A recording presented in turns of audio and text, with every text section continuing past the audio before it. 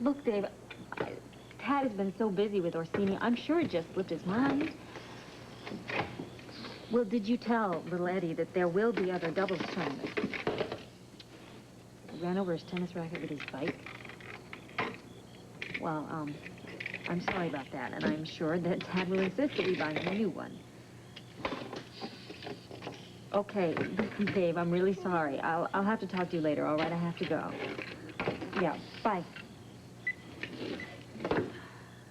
Well, Eddie's very upset about Father-Son Day as well. But I'm sure that Tad will make it up to you when he gets back from California. Why can't Daddy spend any time with me?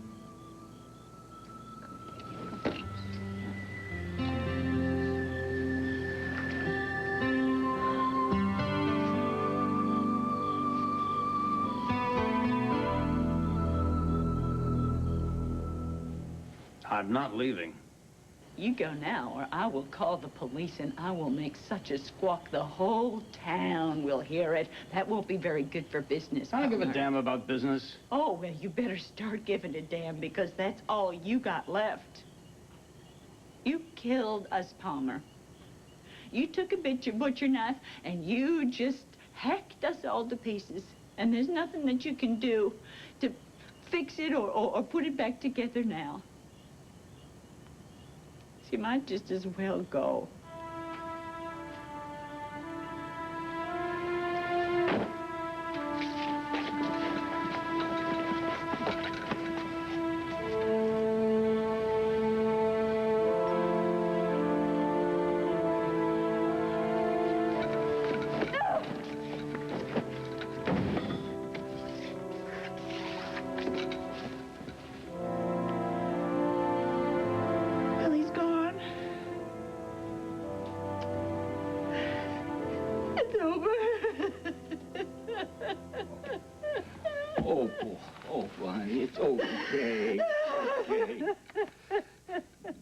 The rest will take care of itself. Oh, I hate crying. Oh, woman gets bad news and she boo-hoos. It's so damn predictable. It's a way of coping. Don't fight. Just lean on it. He's right to be alone. I understand. If there's anything I can do for you, you just let me know, okay? I hate to see you so down. Maybe I should stay and keep you company. If no one objects, I would like to have a word with Erica in private.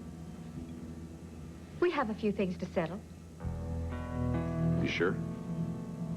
Yes, please, leave us alone. Sweetheart? Oh, I'm sure that Maria will tell you when you're allowed back in the room.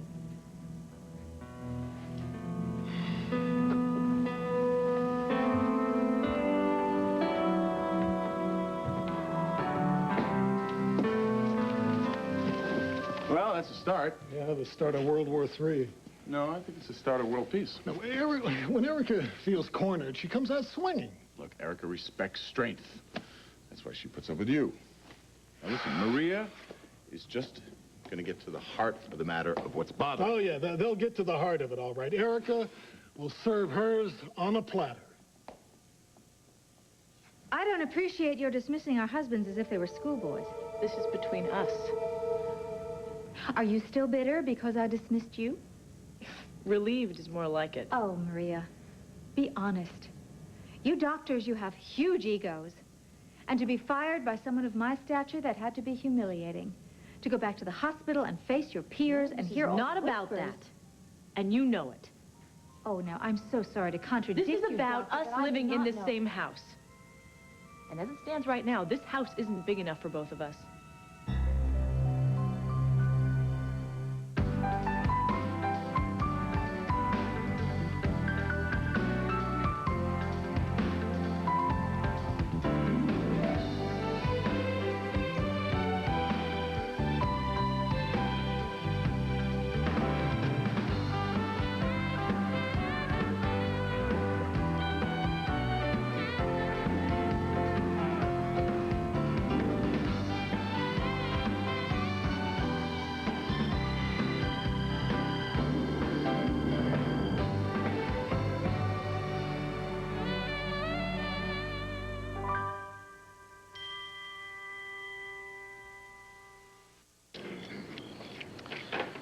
I'm sorry about the tournament, Spore. I guess I let you down big time, huh? How can you forget? Well, running a big company sometimes can take a lot out of a guy. Sometimes mommies and daddies have to work extra hard to give their families a good life. Listen, you got every right to be angry. I'm kind of angry at myself, too. I did the same thing to your brother not too long ago. And I'm going to tell you exactly what I told him. I'm going to make it up to you, okay? When? As soon as I can. Promise. You forgive me? You give me a hug? You're the best little boy in the world, and I'm the luckiest dad in the world to have a son like you. I want you to do me a favor, okay? Give me a smooch, go upstairs, and choose a story for bedtime, okay? I'll be right up to read it to you. Go on. Yay! Yeah, here. Take Dino. Come on, go upstairs. No, bed. Brush your teeth. I hate this. Welcome to the wonderful world of success. I don't know what to tell you. Lately, I've been thinking about a bigger and better company so much I didn't stop to consider the price tag. Why don't you cut back? Because I can't. There's simply too many people counting on me. No, there's only so much that you can do. You can't run a company and run a TV show and travel all over the world and make time for your family. I was doing pretty well, you know, before I started racking up the frequent flyer mile. Speaking of planes, Stella called, and it turns out I think that you're going to be gone as much as you are here. I don't like it any more than you do. So let somebody else do it. Who? Stella? Del, the guy in the mailroom? Honey, it's my company. It's my responsibility. Now, look, everything is going to be better after the new wineries are open. Famous last words. Look, I'm going to make this work. I promise. You know, maybe I shouldn't be registered for school until the fall. No, please, don't start with that. Look, you waited long enough as it was. I just don't know how I can do everything if you're not going to be here. What do you mean we're not going to be here? Things are going to be tough for another month, maybe 5 weeks max. Then everything is going to get back to normal. I swear. At least our version of it. Well, good. Because I really don't want to quit school. There you go. Being the fantasy of all those oversexed frat boys is kind of an ego booster, isn't it?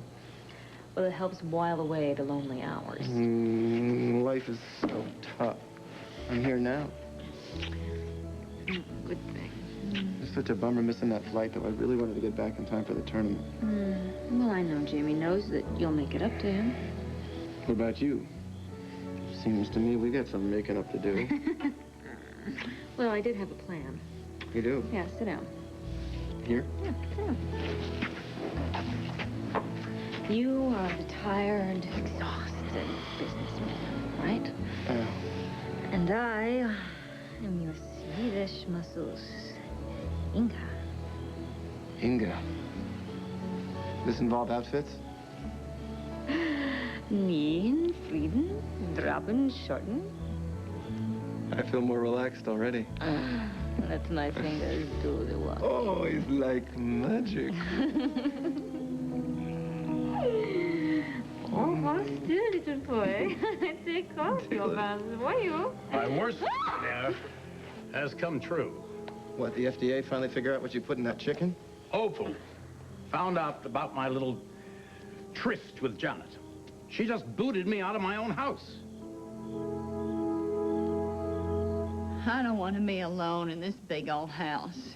Please, Seabone, stay. Well, I'll stay as long as you want me to, Opal.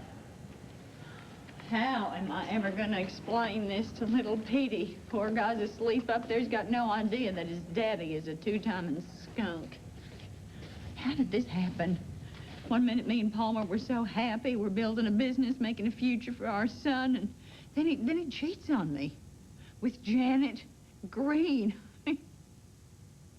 The man made whoopee with the woman that killed his nephew. That's not lust, that's lunacy. Well, old Pete was crazy to cheat on you, Opal. I just don't understand it. I mean, sure, we fought. All couples fight. But, I mean, to get it on with a psychopath just because you had a fight? I was pretty upset that night, too. I could have gone out and picked up some guy, unleashed my feminine wiles, had my way with him. But I held my wedding vows sacred. Palmer molted the minute I ruffled his feathers. Well, I knew that the truth would break your heart, Opal. So that's why I couldn't tell you about it. I could never hurt you. Not now, not ever. You know, before, when we had a fight, I was always the one to hightail it out of here, but that's because I figured, well, this is his house, and he bought and paid for it with the sweat of his brow, but then he lost everything. And we built it back up together, the two of us, a partnership 50-50, all the way. All the way. Palmer and Janet, the sweat of his brow, my eye. This house is as much mine as it is his. No argument here. I mean, there's no reason to uproot Peter just because Love Bug turned into a bed bug now, is there? No, he shouldn't, and you shouldn't either. And right you are. He's the one that stepped out, then just let him stay out. There's not many women that have the grit to do what you just did, Opal. Now, you're strong, rock solid. You're gonna bounce right back. No, life will never be the same. Not after what Palmer did. No, you're gonna make it. And I'm going to be right there, and I'm going to help you however I can. Yeah, how do you fix a broken heart? Dinner is served, Mrs. Cortland. Up in your bedroom. The bedroom? What's the matter with the dining room? Well, Mr. Cortland wanted to surprise you. Oh, he did he? Well, Mr. Cortland's dinner plans, as well as his future plans, have been canceled. Well, I'll keep it warm in the oven. No, throw it away. Give it to the Dobermans. Yes, ma'am. Flossie, wait. Mrs. Cortland will have her dinner here in the library. Now, you need to eat to keep your strength up, Opal. There is no way that I will be eating that Lothario's leftovers. Well, unless you would join me. Sure that wouldn't make you uncomfortable, me taking Pete's place? This is my house, and you are my guest. Flossie, we'll have dinner in here. Yes, ma'am. Well, all of a sudden I'm so hungry, my mouth is watering.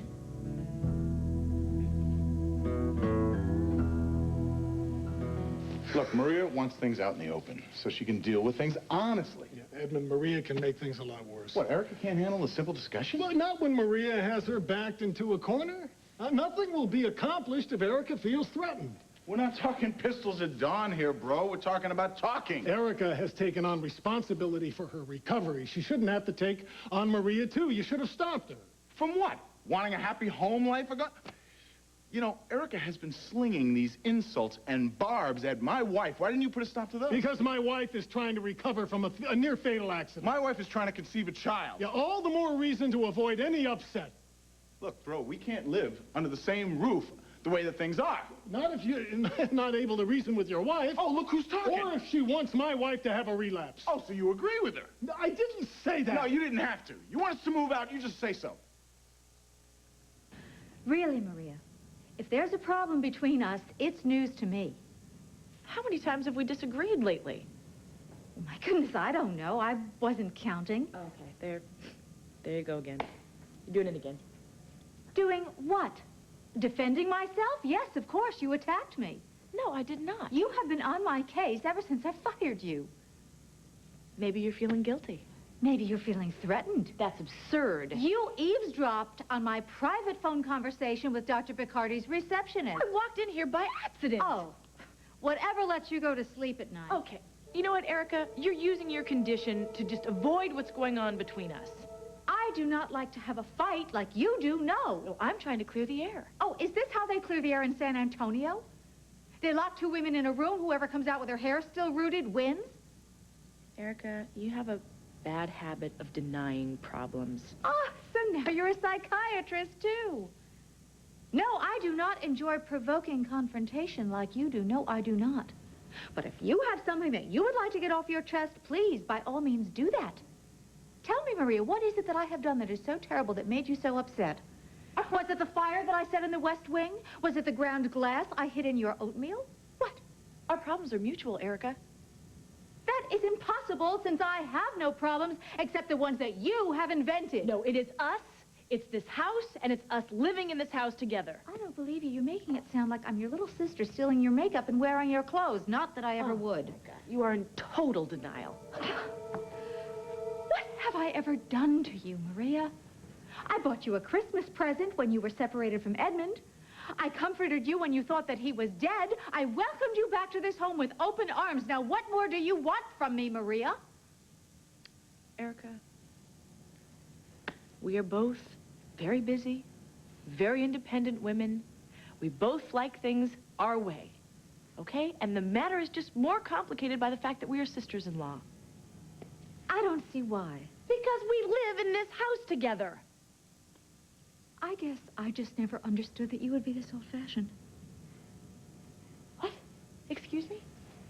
I thought that you, as a doctor, would certainly be more progressive, and how can I say this nicely? You have an outdated, rigid view of what a household should be. Where do you get this stuff? Oh, come on. You know what I'm talking about. One house, one husband, one wife, children optional. You can't deal with the fact that another married couple is sharing your space. Well, this is not like it's a trailer, Erica. Wildwood is a huge estate. Oh, but according to you, it's not big enough for both of us. Great, so if you feel that way... No, it's how you feel. You're the one who said it. This place belongs to Edmund, so you think you should have everything your way. That's besides the point. What is the point, Maria? That you simply can't stand me? And that you want me out of here? Is that it?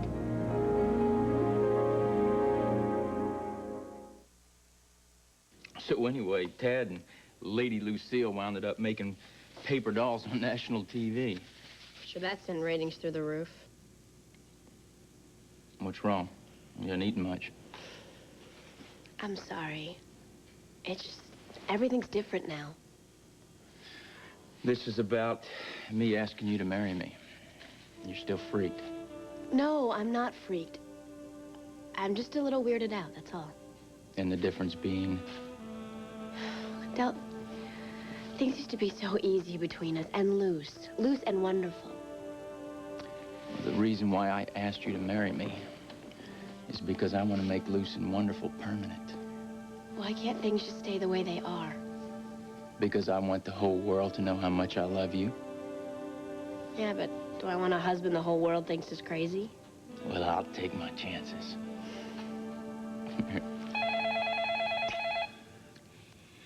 If that is another person trying to sell me a Merrick Summer Music Festival subscription, you're talking. Hello, Hart residence. Kendall, honey, it's me. Mom, hey, I've been meaning to call you. I have some news for you. I have news too, dear, but it's not good. What's wrong? It's your father. I can't ask you and Maria to move out. It's your house. I'm not going to ask you guys to leave. You belong here. Edmund, if Maria would just allow Erica some breathing room, this turf war would end as quickly as it started.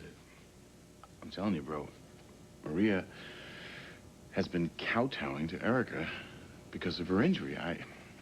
She's been on her own emotional roller coaster. She deserves a little leeway. I'm sorry I came down so hard on her. All right, I'm sorry, too. I mean, it hasn't exactly been a cakewalk for Erica. So, short of all of us moving out of here, how can we work this out? Well, for starters, you boys need to keep up your strength. Oh, I can't argue that. Peggy, you're wise beyond your years.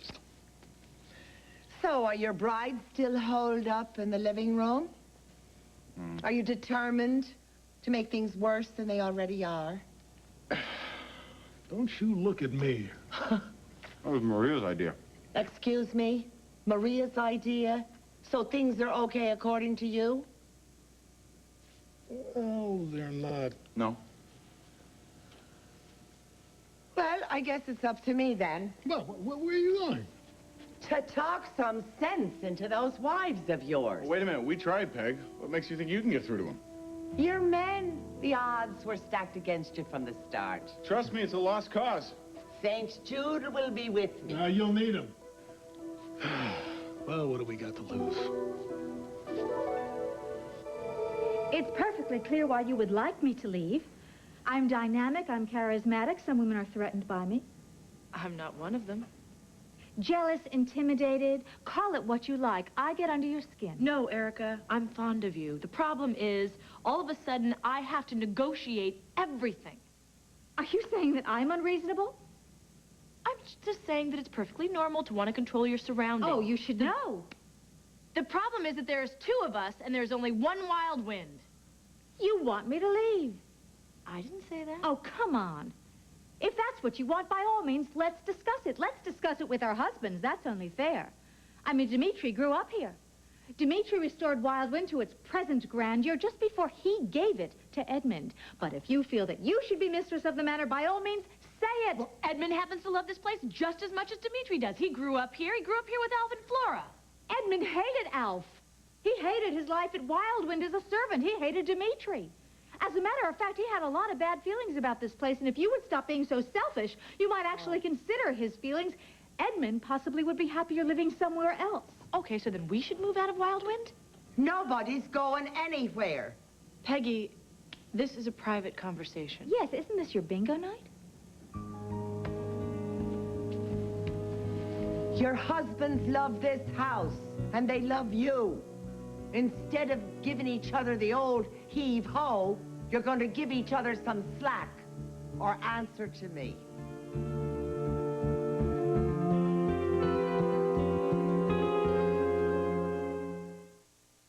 I thought I could finally breathe easy.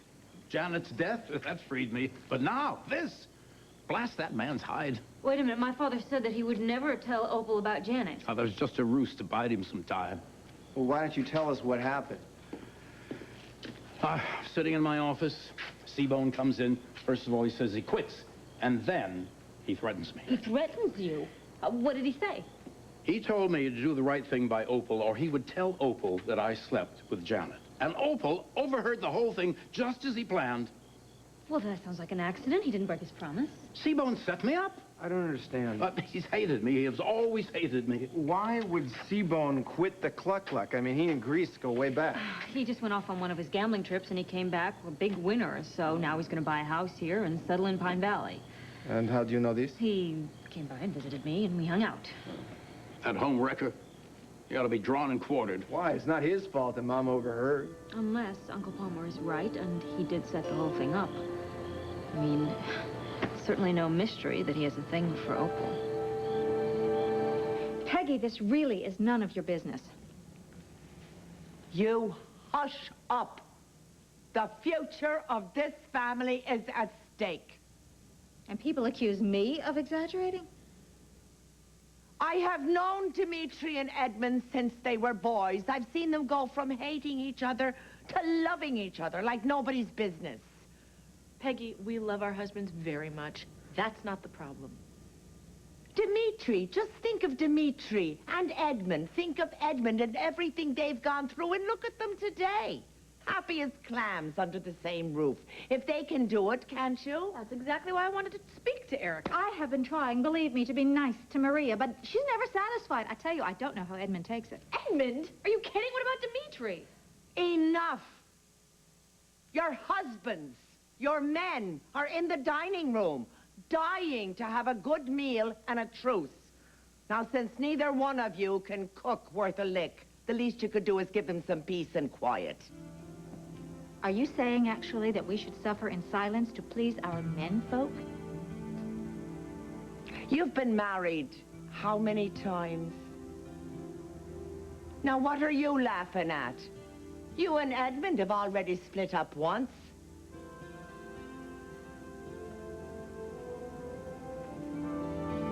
I suppose that she has a point.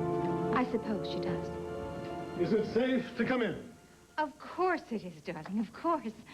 Peggy was just reminding us that it's dinner time. I'm starving. Oh, yeah? Well, listen, before we raid the refrigerator, is everything okay? Couldn't be better. It's great. Perfect. Let's eat.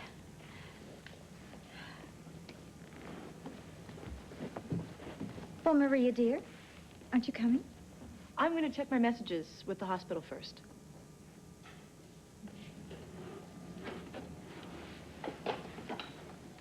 You sure everything's cool? Couldn't be cooler. Okay. As soon as Erica's feeling better, we'll talk about our living arrangements. Okay, fine. Whatever. Hi, this is Dr. Maria Santos. I'm just calling to check my messages. Great, thanks.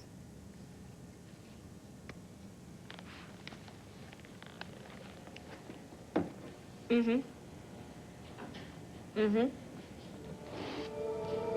Okay. Okay, thank you. Bye. What are these doing here?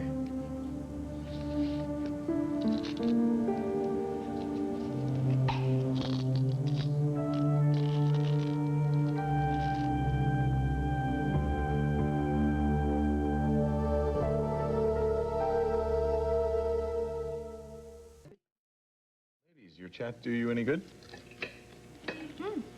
I thought so. Oh, definitely. You know, I think it was just a matter of us getting to know each other better. Oh, I think that in time we'll be best friends. Well, darling, are you comfortable? I can get you a pillow if you need one. I'm fine. Did you take your medication? You know, it's a good thing that you reminded me, because I forget half the time. Well, I'll get your pills. Where are they? Well, I saw them in the living room on the desk. Well, my goodness, how on earth could they have gotten there? It's funny, I wondered the same thing. Because it almost looked like somebody had hidden them there. Well, I'll be right back.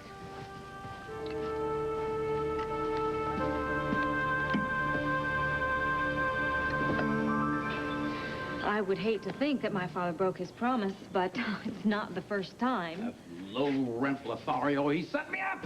Just a second. Personally, I believe Seabone when he swore to us he wasn't going to tell Mama about Janet. So did I, but after this afternoon, you know, I'm not really that sure. Why? Because he walked in here throwing around gifts and money and all full of himself, and then he said that he was going to buy a house and stay here in Pine Valley, and why would he do that? He hates to live alone. I mean, it'd be so typical of my father to make a promise and keep by it technically, but then do something to make sure that Opal would maybe overhear indirectly.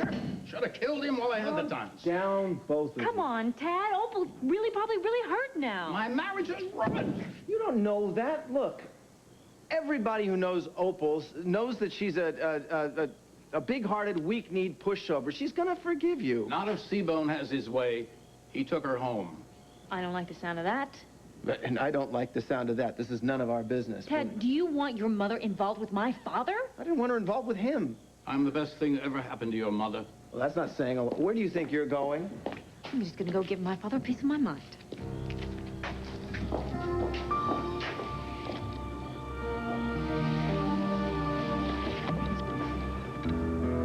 A little more champagne to wash down this lovely dinner. A splash? Well, you might as well finish it. Once you open these things, you can't plug them up again. Like some of life's problems, huh? Well, I'd like to propose a toast. Yeah, what, to a good corn crop, world peace, maybe? I had something more personal in mind. Oh, Seabone, really? To you, Opal. A woman of unusual grace, strength, and courage. Like the South after Sherman, you will rise again. Well, I do feel a little like the South after Sherman, burnt to a crisp.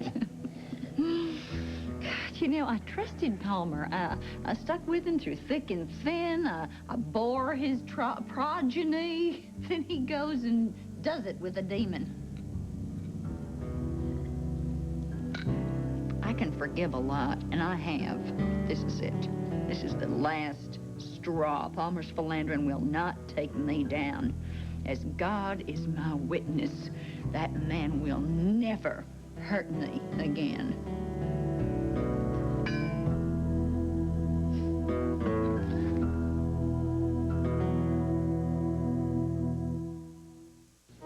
I don't understand. Daddy wasn't sick. How could he... It was his heart. He'd been on medication for some time. We thought things were under control, but... I never knew Daddy had heart trouble. Bill didn't want you to worry. You had so many problems, he didn't want to add to them. Your father loved you so much. Why, just the other day, Bill mentioned the nice time he had seeing you in Pine Valley. He was so proud that you'd found someone, settled down. He died knowing you were finally happy. Please don't do this, okay? Please don't cry. Daddy hated to see you cry. I miss him so much. I know. I do too, Mom. I do too. What do you want me to do?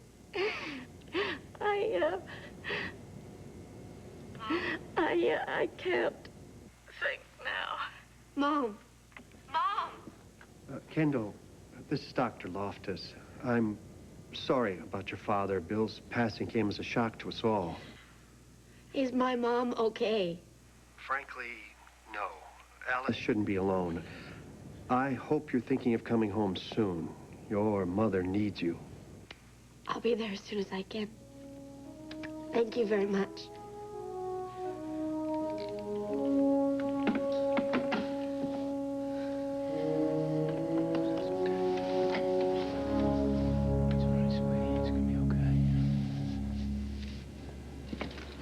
Here we are. Oh, darling, thank you. I can't even imagine how they got unless they fell out of my purse. Oh, they must have. I really should just wear them tied around my neck with a timer. That way I wouldn't lose them and I wouldn't forget to take them. Oh, really, you wouldn't even need a timer because you're only supposed to take them when you have pain. Well, that's why I would need a timer, because I'm not in pain. I mean, it's just getting better and better every day. Well, you had me worried there for a while. All of us. What are you doing? Well, I'll put it in the medicine cabinet so you don't misplace it. Well, I'd like to take one first. Are you in pain? Some, yes. I think it's probably just the chair. You know, it's a very beautiful chair. It's a little hard to take, that's all. Well, I'll get you a pillow. Thank you.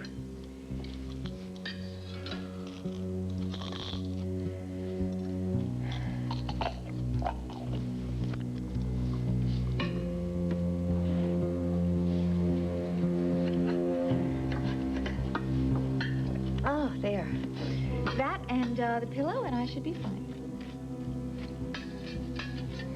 Oh, Peggy, thank you very much. You're welcome very much. Oh, great. So now, enough about me. Edmund, how was your first day as editor of Tempo magazine? Oh, I'm just filling in for Brooke. Oh, come on, don't be modest. My goodness, Tempo needs an editor with fire and passion like you, not poor old tired-out Brooke. Brooke is every bit as vital as you are, Erica. Boy, Edmund, you are so loyal.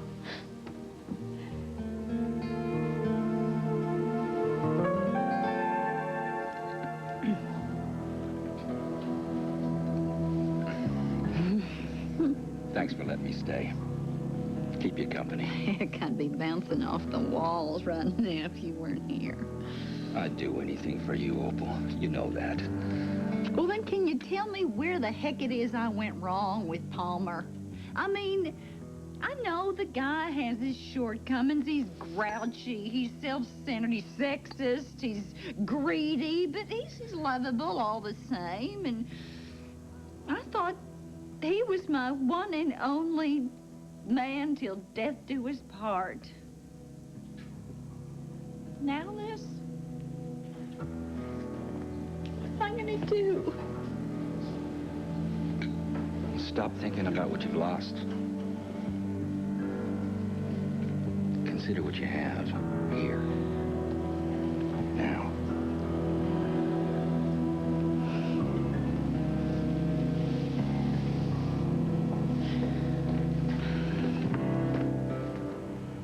Well, I wish I could say I was surprised. Dixie, honey. Dixie, what are you doing here?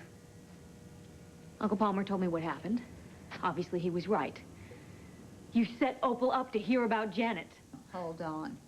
You knew about Palmer and Janet? Well, yes, Tad and I both knew. And why didn't you tell me? Well, it was not our place, Opal. Not your place. What, you let me live a lie? Thinking that my husband was tried and true? What kind of a family is this? Opal, we didn't want you to be hurt. Besides, Uncle Palmer was very sorry. Oh, I'm sure he is, and you should be, too. Opal, where are you going? I'm going to talk to somebody that I can trust.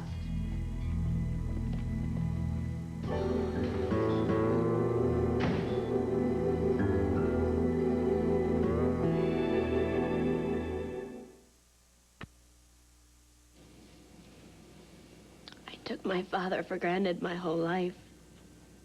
And now he's gone. I mean, he loved me in spite of everything that I did. And now he's not here anymore. Look, I'll call and get you on the next flight to Florida, okay? No. Will you come with me?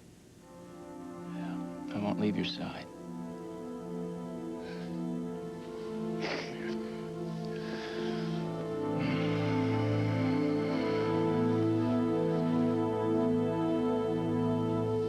How can you drink Uncle Palmer's champagne after what you just did to him? Pete's the one that did it, not me. And as far as the champagne goes, Opal insisted that we celebrate her freedom. Oh, give me a break. You don't have to lie to me. Opal's hardly in a party mood. Well, she would have been until you barged in. Look, don't twist this around. Now, what are you mad at me for? I didn't do anything wrong, Dixie. You promised me not to tell Opal about Uncle Palmer and Janet. You broke your promise. Well, this isn't exactly the homecoming I had in mind. Blame Seabone. Why? You're the one that slept with Janet. Mama was going to find out about it sooner or later. Tad, I love your mother. I really cannot imagine life without her.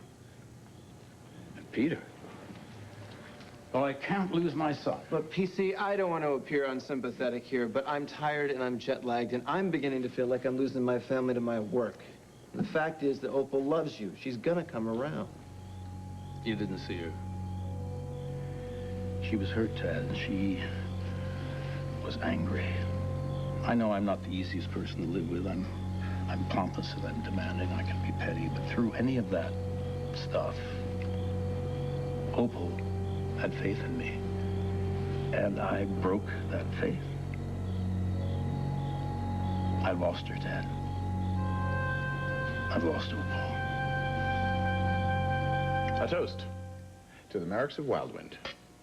May we grow stronger and closer, even as we recognize and celebrate our differences. Absolutely. Here, here. Here, here. Here, here.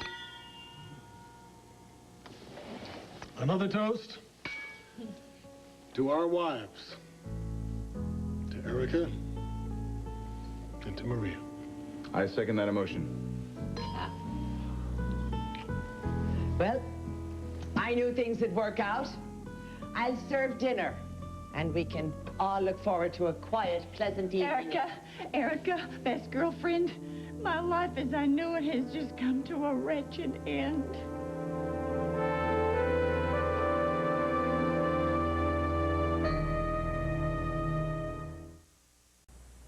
This is Patrick Duffy from Step By